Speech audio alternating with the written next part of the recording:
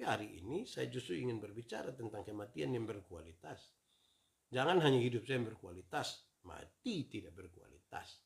Mestinya dua-dua saling mempengaruhi begitu. Supaya kalau hidup berkualitas, mati juga mestinya berkualitas.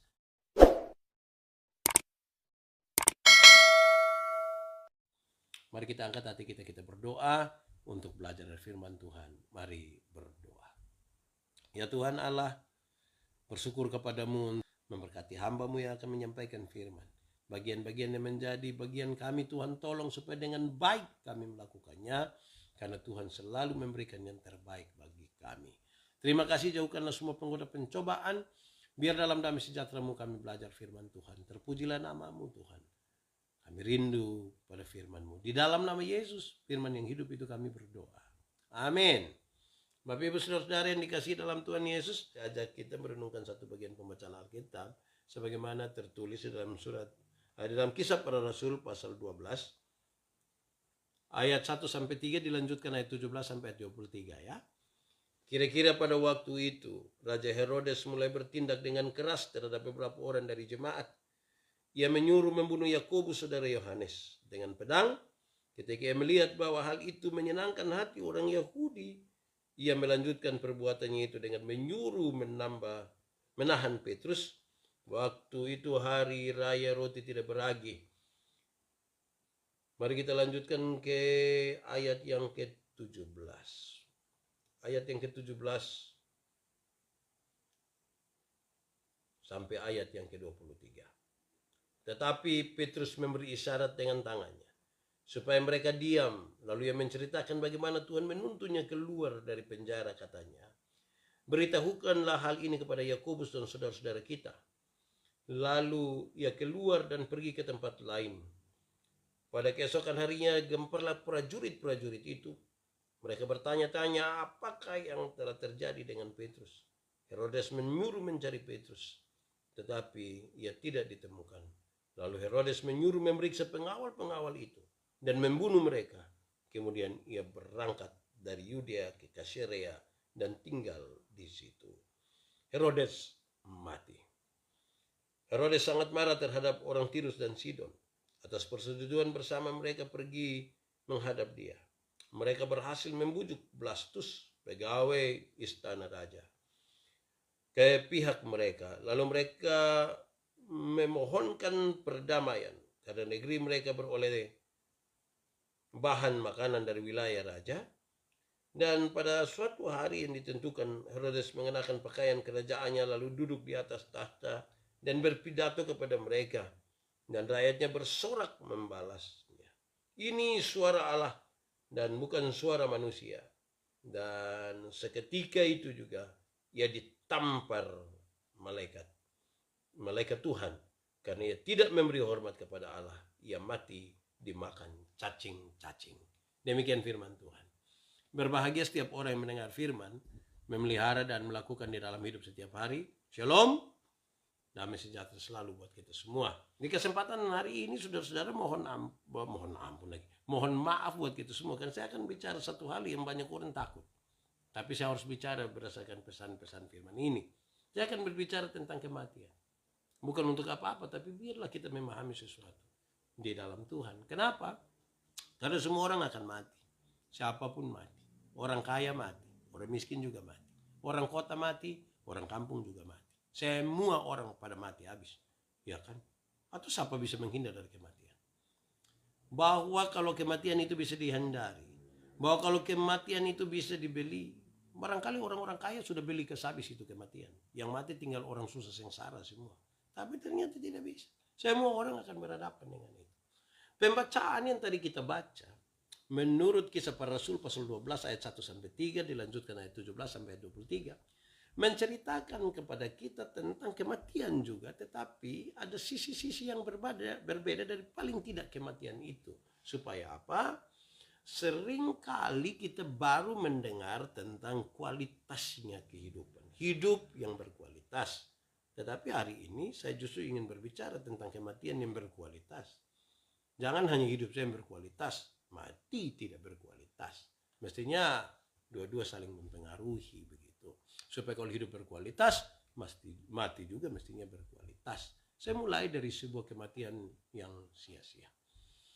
Kematian yang sia-sia ini dialami oleh para prajurit menurut pembacaan tadi. Mereka diberi tugas. Tugas ini mereka jalankan, tapi kemudian mereka tidak tahu bagaimana Tuhan bekerja dan Petrus bebas.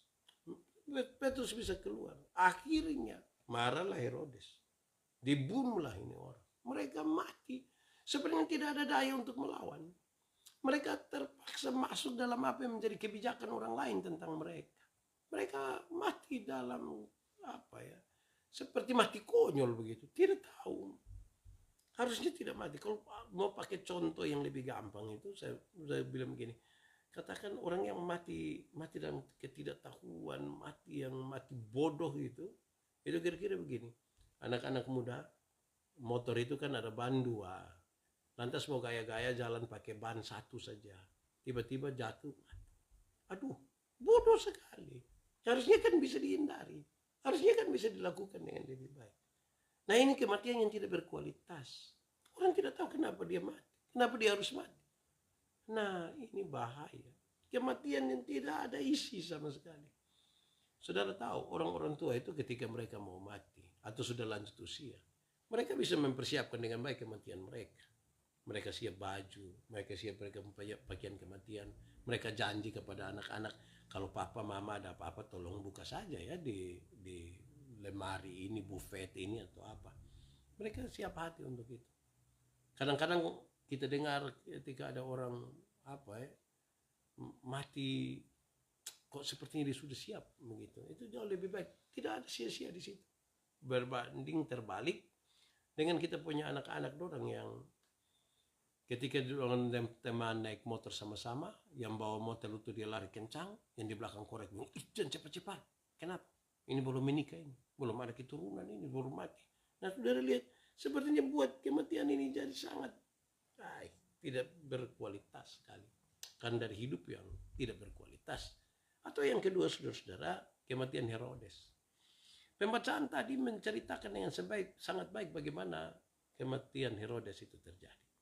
Herodes mati karena ditampar oleh malaikat.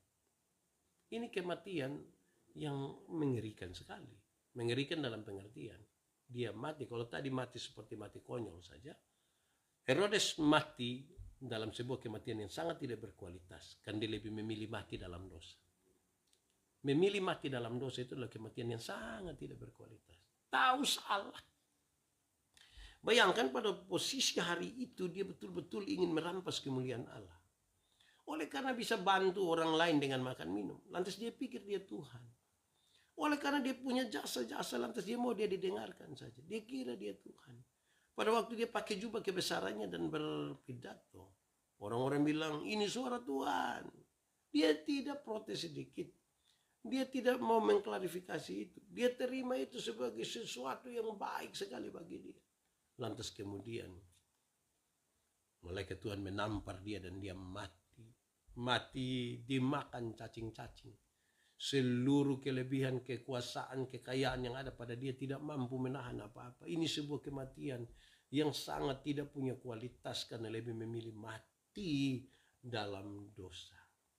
Kadang-kadang ada orang yang dia terlalu banyak minum minuman keras, terus kita kasih tahu, kakak berhenti minum minuman keras. Dia bilang, Pak Pendeta, minum juga mati, tidak minum juga mati. Jadi lebih baik minum saja, atau pada akhirnya mati. Sudah tahu sesuatu salah, tapi lebih memilih mati. Lebih memilih tetap tinggal di situ. Nah, ini masalah. Kadang-kadang orang suka marah-marah, orang suka emosi.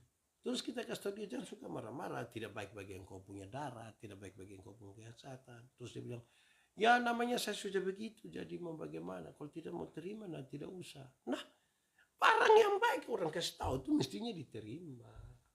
Kan itu baik. Itu pentingnya kita punya kehidupan secara bersama-sama. Itu pentingnya supaya kita menjalani hidup ini berkualitas. Dan kalau mati pun memilih betul-betul untuk tidak mati di dalam dosa. Nah, kematian yang ketiga. Kematian Petrus dalam kisah tadi. Kematian Yakobus dalam kisah tadi. Dia mati mengerikan juga. Kepalanya dipotong oleh karena dia mau tegur Herodes. Ya. Sepintas kan kita lihat tidak ada beda kan, sama-sama dia pernah mati. Mati juga dengan cara mengerikan. Herodes ditampar dan Yakobus dipotong kepala. Tidak ada beda juga, mati dengan cara yang tragis. Yang membedakannya adalah, dan saya kira ini kematian paling berkualitas adalah karena dia memilih mati di dalam iman. Mati di dalam iman kepada Tuhan itu mati yang sangat berkualitas. Kan dia tahu dia akan kemana. Dia tahu dia bersama-sama dengan siapa. Bahkan kau harus ada dalam sebuah lembah yang membawa dia pada kematian pun dia tetap. Dia berani sekali menegur Herodes. Dan dia berani sekali memberikan dia hidup untuk sesuatu yang benar. Ini kematian yang luar biasa. Kematian yang punya kualitas. Karena orang Kristen percaya kematian itu bukan akhir dari segala sesuatu. Kematian itu adalah pintu gerbang masuk ke dalam sebuah kekekalan bersama Kristus di surga. Kamu tidak mati. Kamu diubah dari tubuh yang dapat binasa ke dalam tubuh yang tidak dapat binasa, supaya kamu bisa hidup dalam kekekalan bersama Kristus di surga. Kira-kira begitu. Saudara mungkin hari ini dalam keadaan sakit. Mungkin saudara saat ini dalam sebuah keadaan sakit permanen yang sepertinya tidak ada harapan untuk disembuhkan. Saudara mungkin berjumpa dengan kerabat saudara lainnya yang mati, saudara rasa mengenaskan sekali. Ada yang mati karena COVID, ada yang mati kecelakaan, ada ya banyak-banyak. Tetapi 3 hal tadi itu pilihan. Cara matinya tidak penting. Tapi sebuah kesadaran untuk mati di dalam iman kepada Tuhan, itu jauh lebih penting. Jangan sudah tahu salah lebih memilih mati dalam dosa. Jangan kita mati konyol dengan sebenarnya bisa menghindar, tapi pergi dan paksa diri di situ. Ada yang sekedar mau dapat view untuk foto-foto sapi di tepi jurang situ main gila juga. Tolak kok jatuh turun kok mati. Nah sia-sia sekali begitu. Jangan seperti itu. Manusia tidak bisa menghindar dari kematian. Semua orang pasti akan mati. Tetapi memilih untuk mati dalam iman itu pilihan yang baik. Pilihan itu sempurna. Dan karena itu kita tidak akan melihat kepada cara mati, tetapi isinya. Di mana setiap orang yang memilih mati dalam iman itu, dia mati dalam sesuatu yang sangat berisi, berkualitas, dan baik bagi perjalanan hidupnya di dalam kekekalan bersama dengan Tuhan Yesus. Karena itu mulailah dari sekarang. Cara hidup itu lebih penting dari cara mati. Dan bakti di dalam iman kepada Tuhan itu jauh lebih baik daripada mati karena memilih hidup di dalam kesalahan, hidup di dalam dosa. Bayangkan tidak segan-segan. Ini orang dia bunuh Yakobus. Tidak segan-segan dia suruh tahan Petrus. Tidak segan-segan dia suruh untuk membunuh para prajurit. Lantas tidak segan-segan dia penggeser tuh. Dia sepertinya sudah jadi Tuhan. Waktu dia berpidato, orang-orang mengeluk-elukan dia. Ini suara Tuhan, ini suara Tuhan. Dia tidak klarifikasi. Dia menikmati sekali. Lantas kemudian malaikat menampar. Saudara, ini sebuah catatan serius. Kadang-kadang kita lupa diri. Jabatan, kekayaan telah membuat kita lupa diri. Kadang-kadang bahkan cinta juga bisa membuat kita sampai melupakan Tuhan. Ini anak muda dong, ini kadang-kadang oleh karena cinta saja mereka berani untuk melepaskan iman kepada Tuhan. Mereka berani untuk meninggalkan orang tua. Sedikit kok, hanya 1-2 orang saja yang oleh karena cinta kepada orang tua dia memilih untuk ikut mama pun mau, tidak ikut ini. Kira-kira begitu. Jadi saudara-saudara, 3 kelompok tadi, saya sebut pakai nama kelompok ya, itu semua mati. Yakobus mati, kepala dipotong. Prajurit-prajurit tadi mati, dibunuh. Ini Herodes juga mati, ditampar. Sama-sama mati, ditampar oleh malaikat. Ini cara mati yang mengenaskan. Sama-sama mati kan tidak bisa dihindari. Orang kaya mati, orang miskin mati, orang kota mati, orang kampung juga mati. Tidak bisa dihindari. Tetapi kematian ini bisa dibedakan. Yang satu lebih memilih mati dalam dosa. Yang satu memilih untuk mati dalam ketidaktahuan seperti mati konyol. Dan satu lebih memilih mati di dalam iman. Itu semua pilihan. Dan hari ini saya dan saudara-saudara mestinya berani memilih. Saya akan mati dalam iman kepada Tuhan. Saya tidak mau satu salah lebih memilih tetap tinggal di sini. Jangan. Biarkanlah salah itu salah. Terus belajar untuk menjadi yang baik. Belajar untuk mengikuti apa yang dimaklumkan oleh Tuhan. Itu sesuatu yang penting bagi kita. Hidup sekali. Pakai ini hidup dengan baik. Saudara tahu bahwa hidup bersama Tuhan itu bukan sekedar hidup di tengah-tengah dunia ini saja, tetapi sebuah perjalanan menuju sebuah kekekalan bersama Kristus. Mestinya kita memilih untuk ada di jalan itu. Roh Kudus menolong kita untuk kepentingan pilihan-pilihan itu. Jangan biarkan diri kita atur diri. Kalau tidak, kita bisa sama seperti Herodes. Terlalu jahat. Mengorbankan orang lain menjadi sebuah catatan yang aman-aman saja dalam perjalanan hidup Herodes. Membunuh orang. Wow, ini menjadi soal. Bahkan memasukkan orang dalam penjara tanpa kesalahan. Ketika dia dielu-elukan, dia kira dia Tuhan. Dia merampas kemuliaan Allah. Sudah tahu ini salah, memilih ada di situ. Kematiannya bukan saja mengenaskan, tetapi sebuah kematian yang tanpa kualitas sekali. Bahwa dia tahu ada sebuah kesalahan, dia lebih memilih tinggal di dalam kesalahan. Saudara, yang terjadi dalam prosesi Paskah, kematian dua penjahat di samping kiri dan kanan Yesus. Yang satu bilang begini, Yesus, ingat aku kalau engkau datang sebagai raja. Dia tahu dia orang berdosa. Kalau nanti engkau datang, jangan lupa saya. Dia tahu dia salah. Dia minta kepada Tuhan. Yang satu, hei Yesus, selamatkanlah dirimu dan juga kita. Dia bagaimana ya? Dia merasa bahwa ya sudahlah, terima saja ini. Tapi kalau nanti bisa ditolong ya baiklah. Kalau tidak ya sudah dia terima saja, pasrah saja. Tidak ada sedikit pun penyesalan. Tidak ada sesuatu pun yang membawa dia pada sebuah kesadaran baru atas hidupnya. Tidak ada. Penyesalan akan dosa dan kesalahan. Wow. Ini seperti penyesalan. Ada dua orang murid Tuhan Yesus menangis. Petrus menangis. Yudas juga menangis. Petrus menangis oleh karena dia tidak mampu melakukan sesuatu yang seharusnya bisa dilakukan. Harusnya dia tidak perlu menyangkal tuh. Dia terlanjur menyangkal. Dia menangis. Bahkan satu saat dalam perjumpaan dengan Tuhan, dia bilang, Tuhan, saya tidak layak. Saya tidak layak. Beda dengan Yudas. Yudas menangis juga. Tapi dia lebih memilih mati untuk mati di dalam dosa. Dia bawa ini uang untuk mau kasih kembali. Tetapi menurut peraturan uang yang keluar dari perbendaharaan tidak bisa masuk kembali. Aduh, dia lebih memilih mati. Gantung diri. Mati begitu saja. Nah, sudah tahu salah tapi lebih memilih mati dalam kesalahan. Sama-sama mati. Tetapi berbeda dari segi kualitasnya. Biar ini menjadi bagian kita, saudara. Pikir baik-baik, ambil keputusan baik-baik, tetaplah di dalam Tuhan. Dan biar bukan kehidupan saja berkualitas, tapi bahkan sampai kematian. Orang-orang percaya pun sebuah kematian yang berkualitas karena memilih tetap tinggal dalam iman dalam situasi yang sangat-sangat sulit sekalipun. Tuhan memberkati kita. Amin. Tuhan memberkati kita. Mari kita tunduk kepala, kita berdoa kepada Tuhan. Bapa di surga, kami bersyukur kepadamu.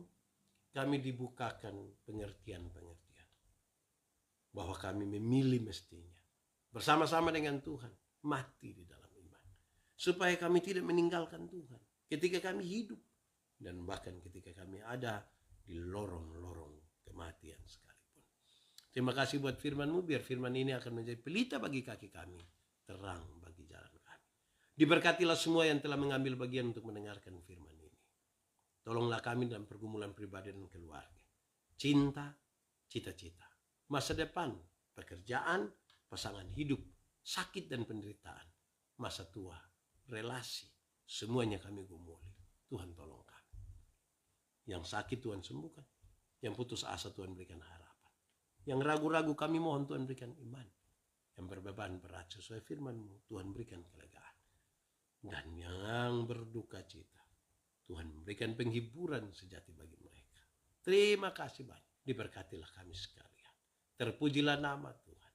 Istirahat kami malam hari ini, kami mohon Tuhan berkati. Semua yang sudah kami kerjakan hari ini, kami mohon Tuhan berkati. Berkat-Mu melimpah atas kami. Satu persatu dalam kehidupan kami. Mulai dari saat ini, kekal selama-lamanya. Amin.